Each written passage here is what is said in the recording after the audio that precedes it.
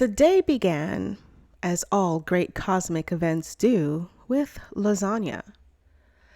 Cedric had spent 3 hours making it, not because he particularly liked cooking, but because Marissa had said the words no werewolf ever wants to hear. My dad wants to meet you. Now, under normal circumstances, that would have meant an awkward dinner, forced smiles, and maybe a handshake that lasted 2 seconds too long. But Marissa's dad wasn't normal. He wasn't even corporal. I should warn you, she said, casually while folding laundry. He doesn't always fit. Fit? Cedric had asked, folding a sock in half and immediately sweating through his shirt. Like into this dimension, she clarified. Sometimes he kind of leaks around the edges. Cedric had blinked. Leaky dads. Got it. So there he was, in their kitchen, oven mitts on, lasagna bubbling, and a nervous sweat soaking through his beast mode but polite apron. Marissa was calm too. Too calm. He's just protective, she said, sipping the herbal tea as if her father weren't about to tear a hole in space-time in their dining room. Don't worry, he'll love you. And then the lights flickered. The walls pulsed. The shadows shivered like they'd heard bad news. Judith, the bulldog, gave a single offended bark and hid under the table. Then the ceiling split open, not physically, but conceptually, like the idea of the ceiling had decided to take a break. A single glowing eye blinked into view above the table, blinking sideways and diagonally at the same time. Then the voice came. Daughter, it echoed in Cedric's bones. Hi, Dad, Marissa said cheerfully, pulling out a chair. You're early. I have bent 3 time zones to arrive promptly. Cedric stood there, frozen, holding his oven mitts like they might protect him from whatever eldritch interview was about to begin. Father, Marissa said, gesturing to him. This is Cedric. He's my boyfriend. There was a long silence. The eye turned, like the moon turning its face, like the abyss deciding to pay attention. It landed on Cedric. This is the mammal? I'm also a mammal, Marissa reminded him gently. He smells hairy. Yeah, that's the lasagna, Cedric squeaked, its meat forward. The shadows thickened. Cedric swore he saw tentacles twitch behind the spice rack. Then came the questions. Do you plan to hurt my daughter?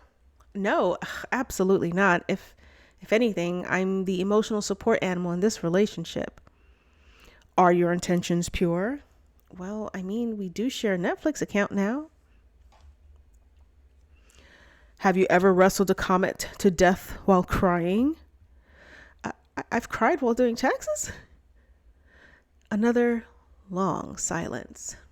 Then, unexpectedly, the eye blinked slowly, almost fondly.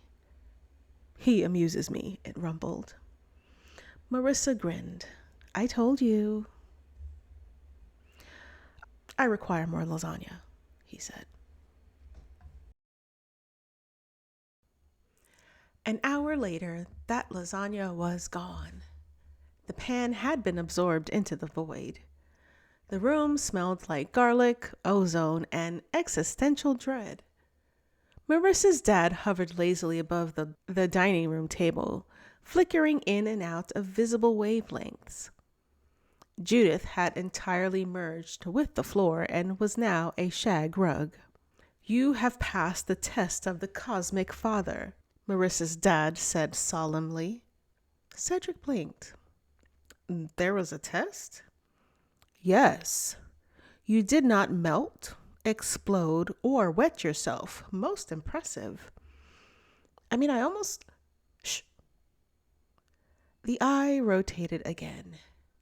Treat her well, hair beast, or I shall unmake your toenails in reverse time. Cedric nodded so hard his neck cracked. Got it. Treat her well. No reverse toenails, solid boundaries. Then, with a swift pop, Marissa's father vanished. Just gone. Like a bad dream and an overdue library fine rolled into one. The room returned to normal. Judith reassembled herself. The leftover garlic bread burst into flame spontaneously. Marissa stood, stretched, and kissed Cedric on the cheek. You did great, she said. Cedric sat down on the floor. Your dad is the reason light bends weird in the parking garages, isn't he? She nodded. Probably. Does this mean we're getting serious? She shrugged. You met the eye. That's basically marriage in my culture. Cedric's eye twitched.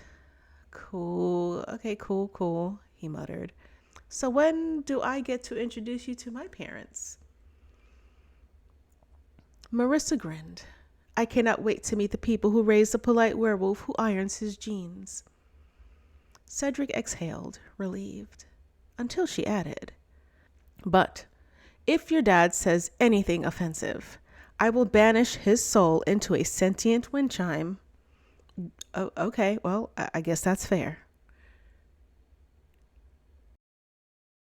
As it turns out, Cedric's parents adored Marissa, though they did ask why the living room clock weeps during daylight hours now.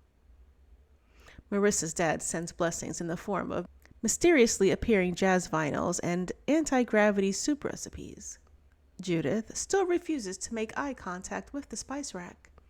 Love, as it turns out, conquers all, even when all includes ancient multiversal beings, glowing eyes, and lasagna baked in fear. The end.